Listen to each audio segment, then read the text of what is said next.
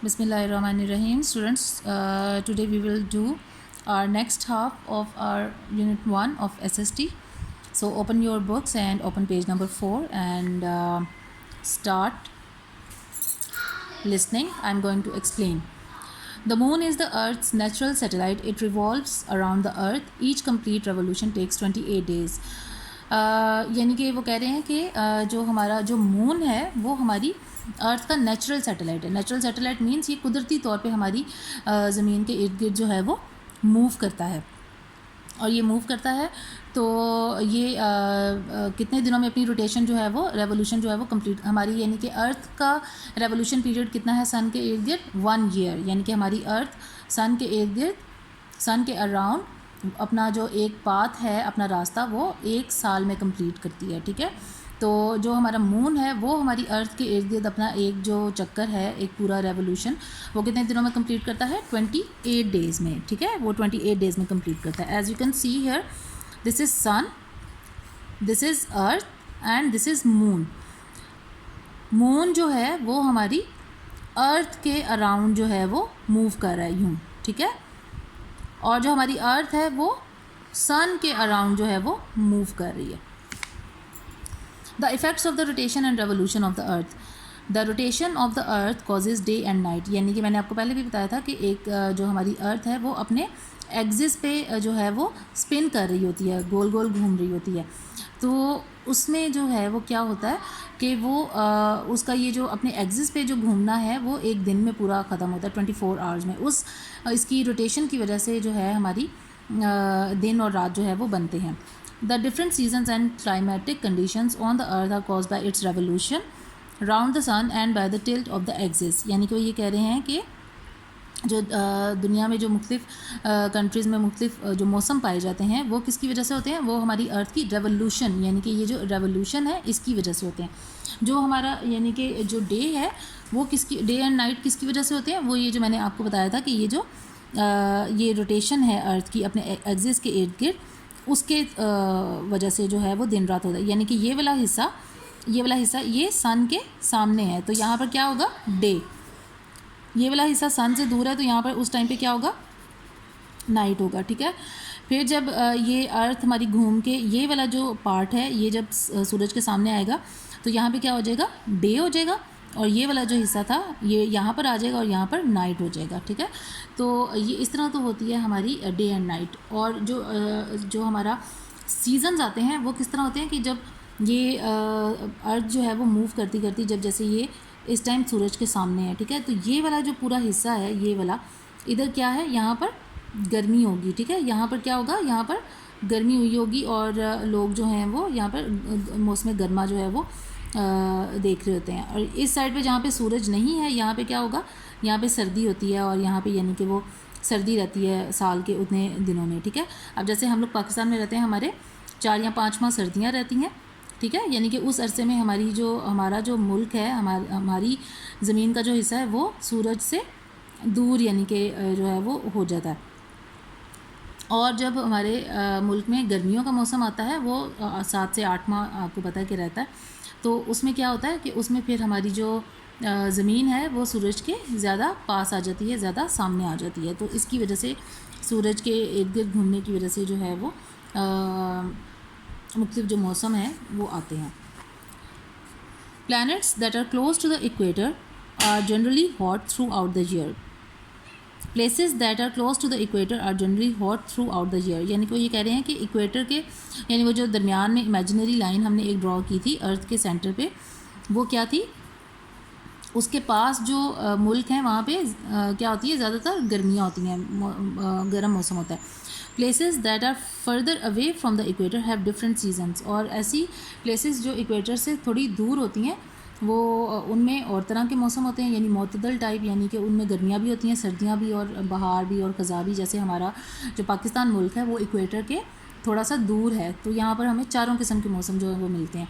Middle east वगैरह आपको पता है कि ये सऊदी अरब और दुबई वगैरह मस्कत ओमान यहाँ पर ज़्यादातर गर्मियाँ रहती हैं क्योंकि ये इक्वेटर के बिल्कुल पास हैं. यानी कि यहाँ पर अगर आप देखें तो ये यानी कि इक्वेटर है और यहाँ पर क्या है यहाँ पर कितनी ज़्यादा यानी कि जो इस इक्वेटर के पास पास जो मुल्क आ रहे हैं वहाँ पर क्या है वहाँ पे गर्मी होगी ज़्यादा। अब यहाँ पर दे आर सेइंग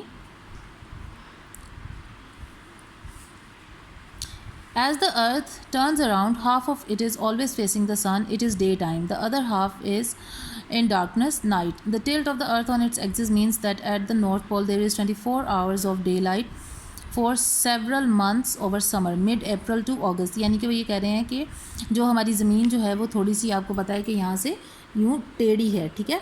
तो यानी कि नॉर्थ पोल का एक ये जो हिस्सा, ये इसको हम नॉर्थ पोल कहते हैं, ठीक है। इसका एक इस जगह पर वाक़या जो अक्सर ममालिक हैं यहाँ पे सिचुएटेड, जो अक्सर कंट्रीज़ हैं वहाँ पर अप्रैल से लेके अगस्त तक जो है वो इन सारे महीनों में क्या रहता है, सारा दिन रोशनी रहती है, यानी कि सूरज सारा दिन निकला रहता है, यानी कि उधर रात नहीं होती, ठीक है। और while there is complete darkness for several months during winter, October to early March, और अक्टूबर और मार्च के दरमियान जितने भी सारे महीने हैं उधर उनमें क्या होता है, इन इलाकों में यहाँ पे मुकम्मल रात होती है, यानी कि सूरज के सामने आते ही नहीं ये लोग। At the south pole the opposite is true, और साउथ पोल पे बिल्कुल इसका ऑपोजिट हो जाता है, ठीक है। It is summer there between October and March with 24 hours of daylight, and in winter between mid April to August when there is complete darkness. अब इसमें जो जितना आज हमने पढ़ा है इससे रिलेटेड जो क्वेश्चन आंसर्स हैं वो हम आपको बताएंगे। Question number 3 is how are the seasons caused, ये इसका आंसर है पेज नंबर 4 पर। ये जो यहाँ से आप देख सकते हैं, ये मैंने हाईलाइट किया हुआ है, ये इसका आंसर है क्वेश्चन नंबर 3 का। क्वेश्चन नंबर 4 है where on the earth surface is the sun hottest throughout the year, ठीक है। इसका आंसर है places that are close to the equator are generally hot throughout the year. अब question number 6 है explain why there is complete darkness at the north pole for 24 hours a day in December। अब वो ये कह रहे हैं the tilt, ये मैंने इसका आंसर यहाँ पे हाईलाइट किया हुआ, the tilt of the earth on its axis means that at the north pole there is complete darkness for several months during winter, October to early March। यानी कि जो हमारी ज़मीन का जो टिल्ट है, यानी इसका जो टेढ़ापन है, थोड़ा सा इसका जो झुकाव है अपने एक्सिस के ऊपर, उसकी वजह से जो नॉर्थ पोल है वहाँ पर दिसंबर के महीने में बहुत ज़्यादा यानी कि 24 घंटे क्या है, रात रहती है, ठीक है। ये अभी यहाँ तक हम लोगों ने इसको पढ़ा है। अब इसका ये लास्ट हम पढ़ लेते हैं।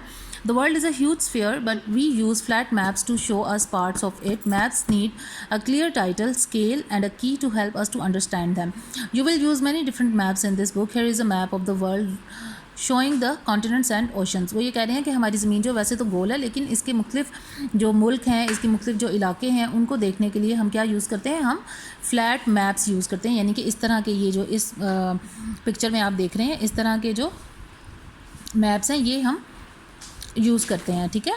तो इसमें हमें पता चल जाता है कौन सा मुल्क जो है वो कहाँ पर वाक़या है। एक मैप को अच्छी तरह से समझने के लिए हमें उसका एक क्लियर टाइटल होना चाहिए, हमारे पास एक स्केल होना चाहिए। स्केल यानी कि जिसमें उन्होंने हमें बताया हो कि इस मुल्क से कितना फासला है, ठीक है।